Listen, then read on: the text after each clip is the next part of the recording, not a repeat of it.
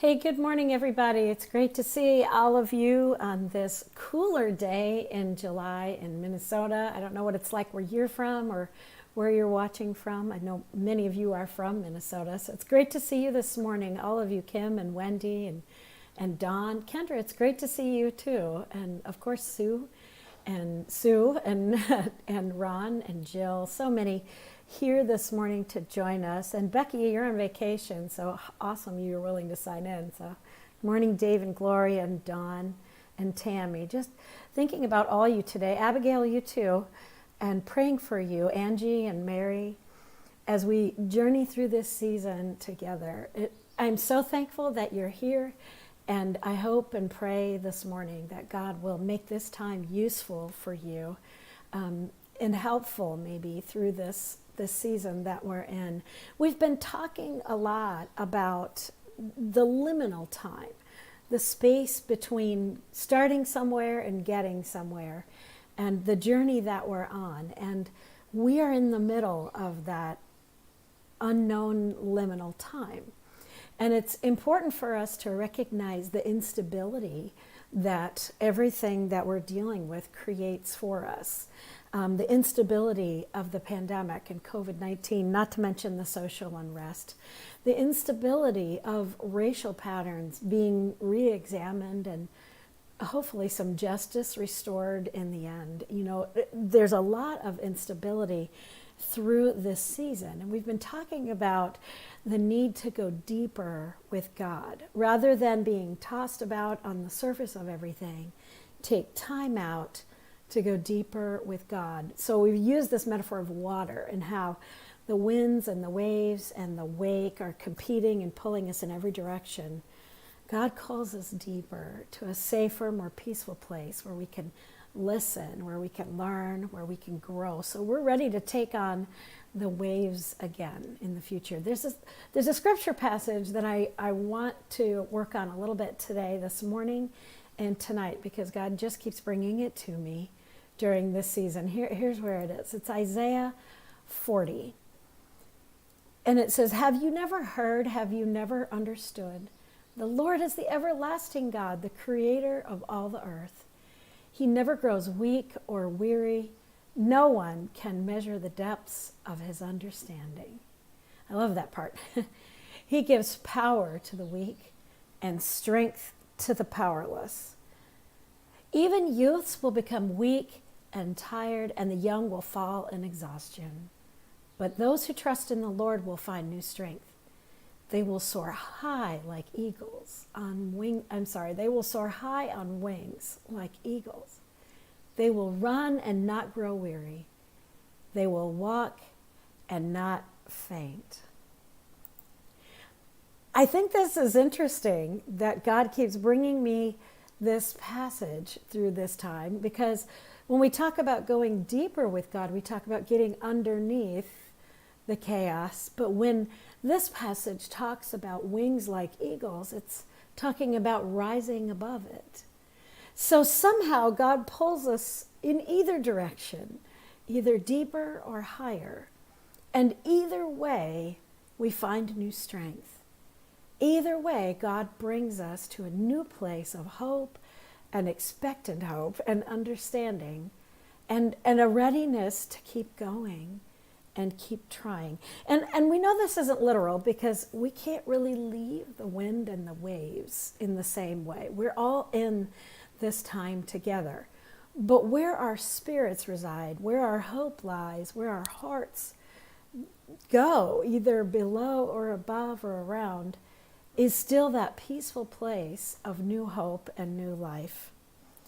It's important for us to talk too about the context of this passage, because the people of God, who were the Israelite people, were in a very desperate and hopeless place. And I found a good summary by a guy named Mike Leakey, and I'm using a lot of his ideas and words now. It says, is a quote, "The prophet Isaiah is writing God's words to a despondent people.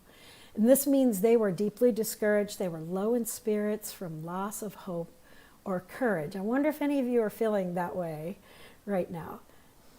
And Mike writes on, they have been in exile for 70 years.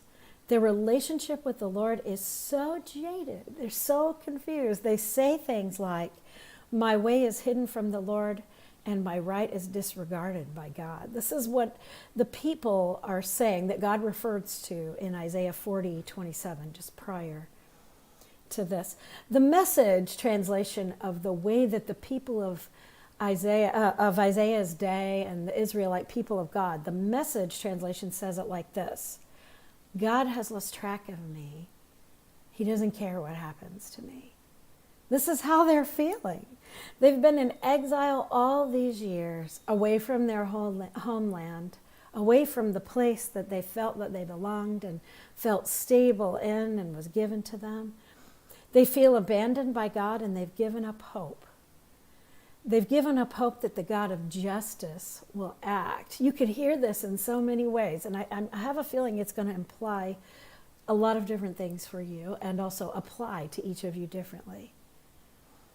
And in Isaiah 40:31, this is God's response to their discouragement, their fatigue, their frustration, and their worry about the future. He reminds them that God doesn't grow weary and God doesn't grow faint. And even though 70 years may feel like a lifetime to them, it's just a drop in the ocean to an everlasting God. Hi, Sarah. Good morning. Hi, Nancy. God is strong enough to rescue them, not only from being the captives that they are in exile, to bring them to some place that is home, but also from how discouraged they are. Mike Leakey continues, not only does God have unsearchable understanding and everlasting energy, God graciously gives power to the weak and the downtrodden. Those that try to run on their own strength, no matter how vigorous, will eventually tire. And those who wait upon the Lord and draw their strength from God alone will not grow tired. Well, I don't know about you, but I certainly need to think about this a little bit. And I'm wondering where you are with all of this. Let's talk a little more about a very specific part of it. Those who trust in the Lord will find strength. And tonight we'll talk more about raising up on wings and eagles and not becoming weary and not becoming faint. But this morning I want to talk about this. Trusting in the Lord will find new strength. The original word for this, wait on the Lord, the concept of it, is called kavah. It's in the Hebrew language. Hi, Louise. And it's a word that has a lot of big meanings. So you know how in English, a lot of the words that we say, you can't pinpoint to one or two other words. There are a lot of words like that, like, joy over cherry pie can't be just put into one word, or something. You follow me. Not all words have very succinct and clear direct translations. And so this word has a lot of multiple meanings behind it too. And that's why in some translations it's translated differently. Those who trust in the Lord or wait on the Lord, it's taught as trust in, hope in, wait on, wait upon, waiting, look eagerly for, to lie in wait for, to linger for, hope in, trust in, expectantly, look expectantly to the Lord will find a new strength. But those who eagerly await the Lord will find new strength. Those who hope in the Lord will find new strength. Those who hopefully wait in the Lord will find new strength. But then there's even another one. That wait upon concept is super interesting, because if you think about like waiting upon someone, imagine waiting upon, like if you're a wait staff person, right, a server in a restaurant, waiting upon the Lord will find new strength. All of these things are wrapped in the original words and language of that, all of those things. There's one that's super interesting I found in Young's literal translation. I think this is the coolest yet. And the way that is meant is, but those expecting Jehovah to pass power to them. Those expecting God to give them power, they raise up like eagles, expecting God to offer power, expecting God to bring strength and hope and healing. Hopeful waiting. Think about this for a moment. It reminds me of a quote I think I've used here at Morning TouchPoint or Evening TouchPoint before, and it's something that has mattered to me for a while. It's by Mandy Hale, and it says, "Trust the wait, embrace the uncertainty, enjoy the beauty of becoming. When nothing is certain, anything is possible." So this season puts us in an opportunity to trust in God's hope and strength and power. That although things are so dissolved or disassembled or confusing or scary, or I don't even know all the words you might be feeling for this, and that's what I want to hear today. I want to hear, where are you in this? Although all these things are true, the power of God is always hopeful. It is always expectant. It is always ready. It's something we can hope in, trust in, wait on, wait upon, and expect. Expectant hope. I think as a culture, we are experiencing something like this. We are in this liminal season between what was and what has not yet become, about what has dissolved and what has not reformed. So I've heard a lot of people describe this as like goo, like a gooey time where everything, our structures, our systems seem to be taken apart, and we're having to reevaluate how we're going to do things next. And this applies on all levels. This applies in racial justice matters. Some of our systems are taken apart, and some need to be taken apart and reformed and rethought. How will we do this next? It applies to churches. Many church systems have been taken apart and are being taken apart, and we will need to learn new ways to go forward in the future. It applies for our economy and some people's jobs. Some people's jobs have literally had to be changed. For instance, if you work in something like performing arts, your job has just disappeared right now, isn't it? If you work like as a waitstaff person or a server, some are coming back, but they don't need as many. What happened to your job? There are a lot of jobs, and I've heard a friend of mine say, we need to find jobs that are COVID-proof, which I thought was super interesting. So people are literally having to change careers right now because what their job was, just like the whole job is essentially gone, and we don't know when it will come back. And people have to have jobs.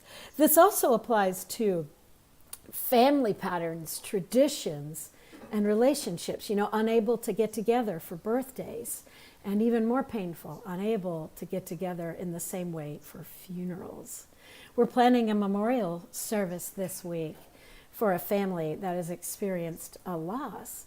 And learning how to do this in a safe and helpful way right now is hugely challenging, and there's so much pain in we can't do it like we did before. So what works now? Thinking about this for a minute, we are in this liminal season where some things have really, truly changed. They've dissolved or disappeared, but the new things, we haven't found patterns for the new things. And we're also recognizing, I think, that some of the things actually needed to change. We've already talked about systemic racism, and maybe some traditions really were worn out anyway. And maybe some of the things that we were doing in our past were unhealthy patterns for us. Sorry, I didn't mean to make you seasick there, bump the table. Some things were maybe unhealthy, like maybe all the eating out we used to do. Maybe it wasn't that great for us, like physically or economically. Some things need to change. I see you, Todd. A job is necessary for money. A purpose is needed in life. Yes, I totally agree with you. And some people are thrown out of what they did before, or what they did before is not as viable now or in the future. And this has been true for a long time. Certain things have passed away over the years, and new things has formed. Technology has brought a lot of new things, but right now it seems like a lot of things are really in the goo of unknowing. And so I'm wondering, where are you? Where are you? What's happening in your life? How can we learn from each other? Are you in a place of waiting with expectant hope, joyful that the new will come? Or are you feeling the edges of, where are you, God, as the Israelite people were? Are you feeling the edges of, where are you, God? Are you expecting great things, or are you wondering what's going to happen next? What does waiting on, or trusting in the Lord, or waiting upon God, or hoping in God mean to you right now? Trusting in God too. I'm trusting in God too. I'm waiting on God for, hoping upon God until, or hoping that God will. You know, how are you waiting and trusting and hoping and expecting? How are you? Where are you? How would you finish those phrases? Well, first of all, which beginning would you choose? And how are you thinking? I see, Todd, thank you. Sorry, we're going to get barked at today, I think. Surfing the goo and trying to trust in the plan.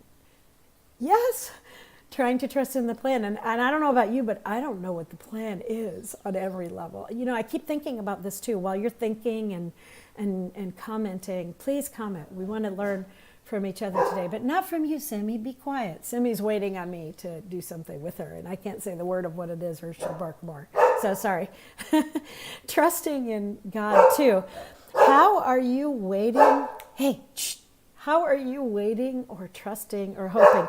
I keep thinking about one particular group that is really caught in the goo right now. Well, they're not one particular group, but one large portion of goo right now is school. School. I can just say that word and everybody goes, yeah, that's gooey. That's messy. Gooey. What are we going to do about school? So if you have kids who are students or grandchildren who are students, hey, shh, Simmy. If you have kids who are students or grandchildren or nieces and nephews who are students, or you're a teacher, or you work in the school system in some regard, maybe you're, I know we have a bus driver watching along. If you have child in school, if you're a school administrator, you work in the lunchroom, if you work in any portion of school, if you're a college student, if you have a kid wanting to go to college this fall, maybe even for the first time, we have that in our house. Matthew is hoping to go to school this fall. What is that goo? What are we hoping for? Where are you? Trusting and hoping. And Abigail, thank you for sharing. Waiting excitedly. I love that. And you may have more, hi Cindy, you may have more dynamics of this in your life than you realize. You might be waiting on God to clarify the next step forward in your career. And you might also be hoping expectantly that we can all gather for Thanksgiving and Christmas as we did before. So I'm wondering, where are you? What are you hoping for? And how are you waiting on the Lord? And what does that waiting, hoping, waiting upon, trusting in the Lord feel like right now? What is that in your world and in your life? How are you waiting? I will admit that my waiting is troubling a lot. I don't know what's coming next. I don't know necessarily how to lead. I don't always know how to do my job, and I don't know how to go forward in things. I see you, Jim. Good morning. And I wonder if that's true for you. Are you able to, as Todd said, surf the goo? Because surfing the goo is fun. Or are you getting the goo up your nose and getting stuck and wondering how it could possibly work going forward? If trusting in God and waiting on God and hoping in God is to renew our strength, then what does that mean? Don, thank you for sharing. Trying to figure out what I'm supposed to be doing and to help others in need, especially now in this time. Yep. I'm right in there with you, Don. Don't always know how to be helpful right now. What's the best way to use the resources that I have, or the resources that I've been given or that I am? I see that, Don, trying to figure out What's next? What else is the goo for you? Are you trusting God to help you through the grief of the loss you may have experienced during this time? Let's not underplay the illness, because we have people who have lost family members to COVID-19 here today. So thinking about, what are you hoping in God to do, and what new strength? Tonight we'll talk more about the new strength. Yeah, Abigail, I see you replying to Don. Yes, exactly.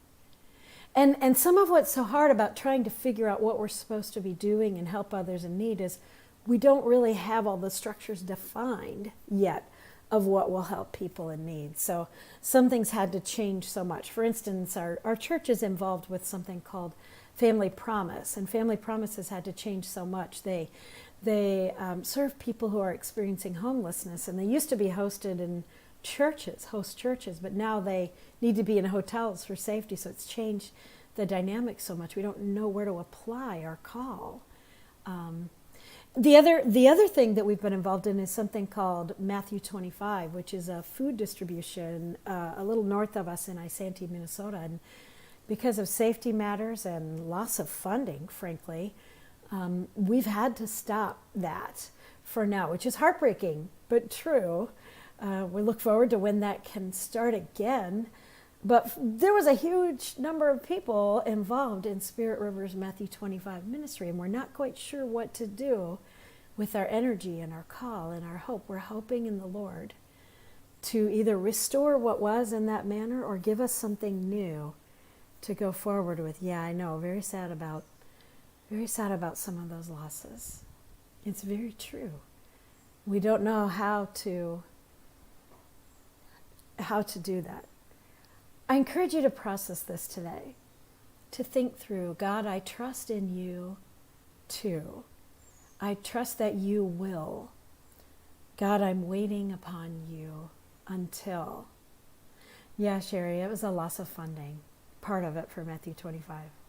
Yeah, sad. They were funded by a thrift store in a church that had limited another church, frankly, doing something wonderful, and some of that funding is missing.